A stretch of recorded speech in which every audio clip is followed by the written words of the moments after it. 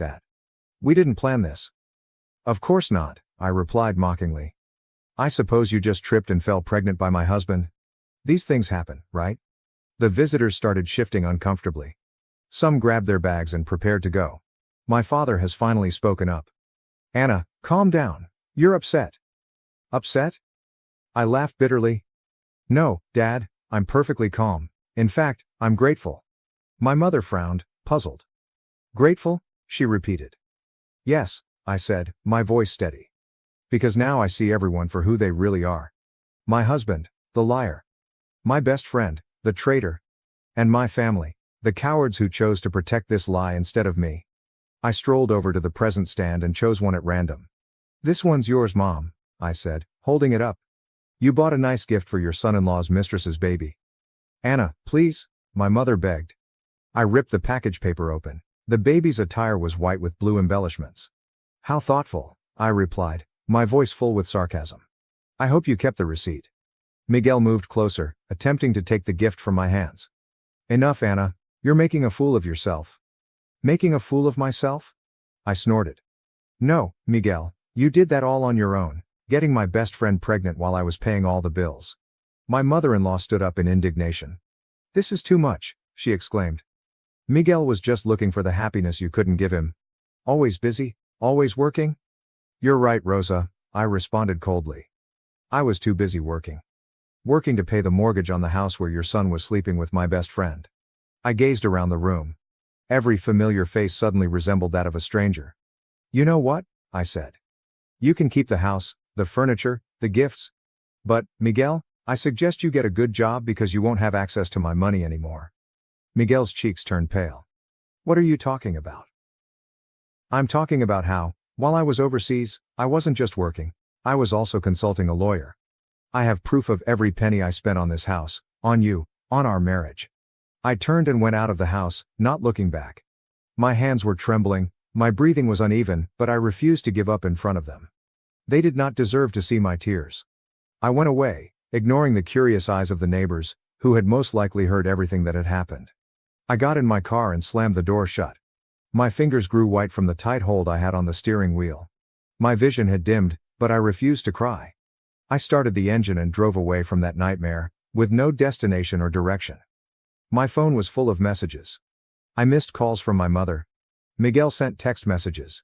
Even Carmen. Please, Anna, we need to talk.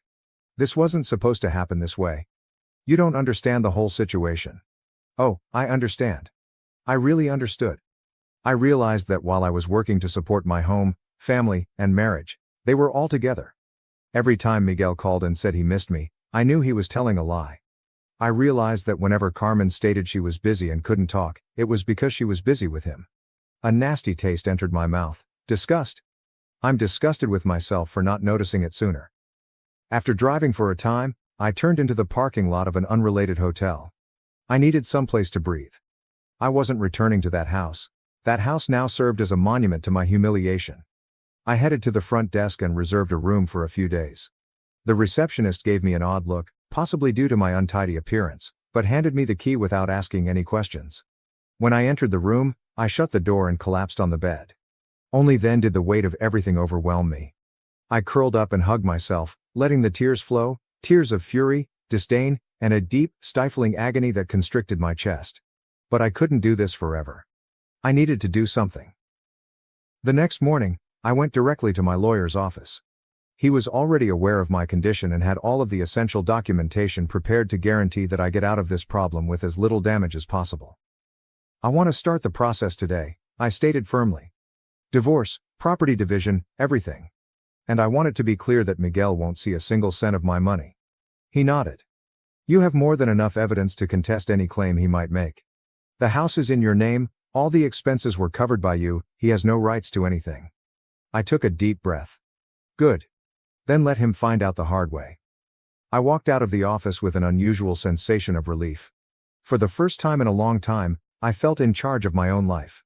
My phone vibrated. Miguel. I ignored it. Minutes later, a message appeared. We need to talk, please, Anna. I merely said, talk to my lawyer. Days passed, and the calls and messages continued.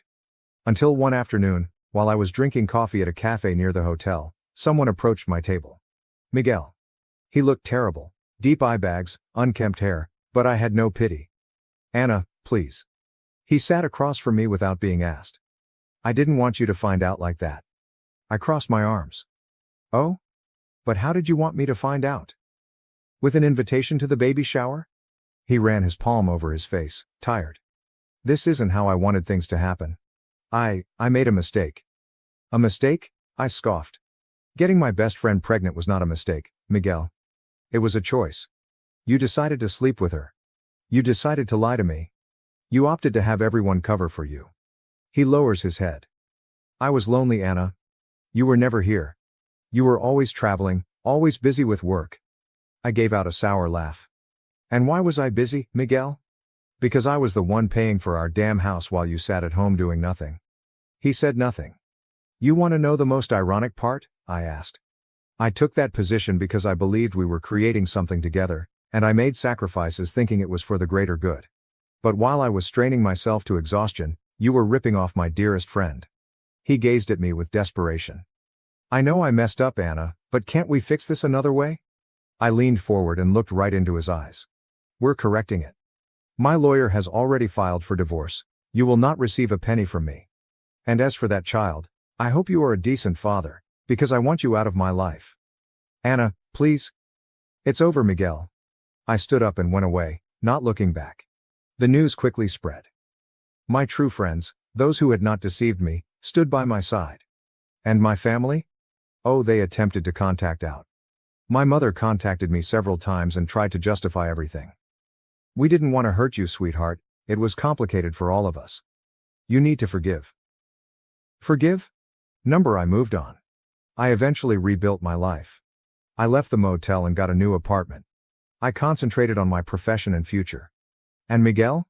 He quickly learned that life was not as easy without the comfort I had supplied. A few weeks later, I got another note. Can we talk? I miss you. I smiled and deleted the message without responding, and for the first time in a long time, I felt liberated.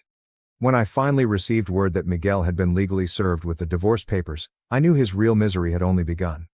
He attempted to reach me in every manner possible. He called me dozens of times each day. I've sent an unending number of messages. He even showed up at places I frequented. But I did not respond. I did not give him a chance. I refused to allow him to control me. One night, when I was returning to my apartment, I noticed my mother standing outside. Anna, we need to talk. I rolled my eyes. I already knew what it was about. We have nothing to talk about. Miguel is desperate.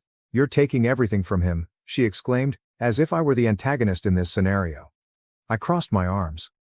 Oh, now he's the victim? Honey, he made a mistake, but that doesn't mean you should ruin his life, my mom replied. I laughed without humor. He ruined my life, Mom. He cheated on me, got my best friend pregnant, and all of you covered for them. And now you have the nerve to tell me that I'm being cruel. She groaned and reached for my hand, but I pulled away. What you're doing to him? This isn't right, Anna. Anger flared in my chest. Oh, you want to talk about what's right? I snapped at you. Was it right for me to pay the mortgage alone while he was screwing my best friend? Was it right that I worked my ass off while he played the perfect husband? Now, he gets to deal with the consequences. She looked at me as though I were a monster. He has nowhere to go, she muttered. I shrugged. Not my problem. She shook her head, disbelieving. I didn't raise you to be this way, Anna. And I didn't expect my own mother to take the side of a cheating bastard. I turned around and walked into my building, not looking back. Days passed, and Miguel's plight only worsened. Since I had paid for everything, he was now drowning in bills. The mortgage payments were past due, and without my money, he swiftly fell into financial despair. Then came the eviction. I knew it was coming when I got confirmation that he hadn't made any payments. And I made it a point to personally see the moment he was forced to leave my house. When I arrived, the place was in disarray. Boxes were spread over the front yard. Miguel was disputing with the eviction officer. Carmen stood behind him, gripping her pregnant tummy with a terrified gaze. Anna, he said when he spotted me.